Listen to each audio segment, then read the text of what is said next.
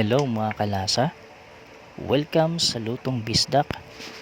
Bumili nga pala ako ng 4 na pirasong pork chop at ito ang ating gagawin ngayon. Una, minamarinate lang muna natin ito kasama ng mga sumusunod na sangkap na ating gagamitin.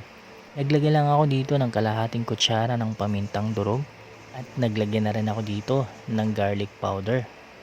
At pagkatapos ay nilagyan ko na rin ito ng kalamansi. Mga 5 pirasong kalamansi ang ginamit ko dito. Ilagay naman natin yung toyo. At pagkatapos nating mailagay ang ating toyo, spread lang natin itong maigi hanggang sa kaloob-looban ng ating karne. Yung tipong para lang tayo nagmamasahe para tsak na ito mag-spread talaga hanggang sa kaloob-looban.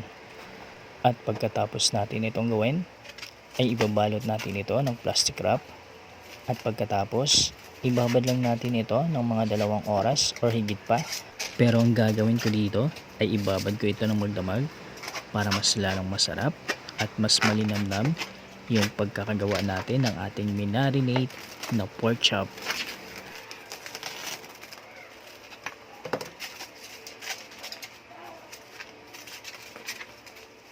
Pagkatapos natin mabalot ng plastic wrap, ilagay na natin ito sa ref at hayaan na natin to hanggang magdamag.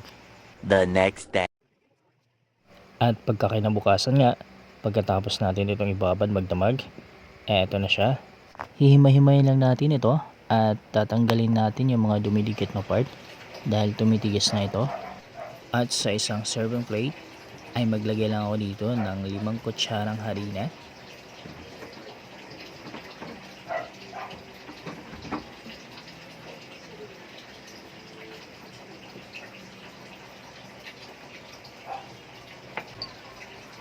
Ganun din naman sa cornstarch, maglagay din tayo ng 5 kutsara. Maglagay din tayo ng 2 kutsarang Spanish paprika powder. I-mix lang natin itong maigi. Saka natin ilagay yung ating mga nakamarinate na mga pork chop.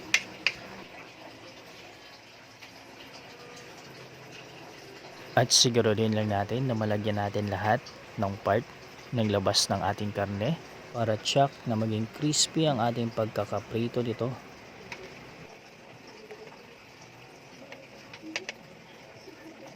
Kapag nalagyan na natin ang lahat, mag-umpisa na tayong magprito. So ngayon ay magpapainit naman tayo ng mantika dito sa ating kawali.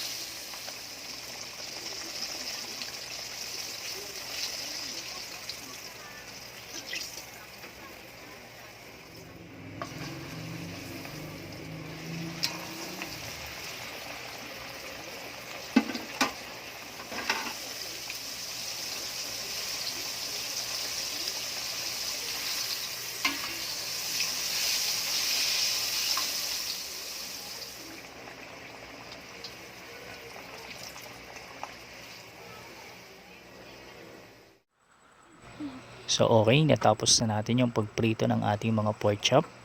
Next is gagawa tayo ng kanyang sauce.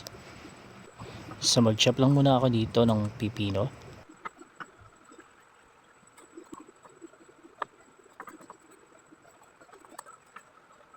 At mag-chop na rin ako dito ng sibuyas. I-mix natin ito doon sa ating pipino. At maaari rin naman kayong gumamit dito ng white onions kung gusto nyo na medyo manamis na sibuyas ang gagamitin ninyo. At pagkatapos, maglagay na tayo ng suka. Yung tamang dami lang. At ng toyo.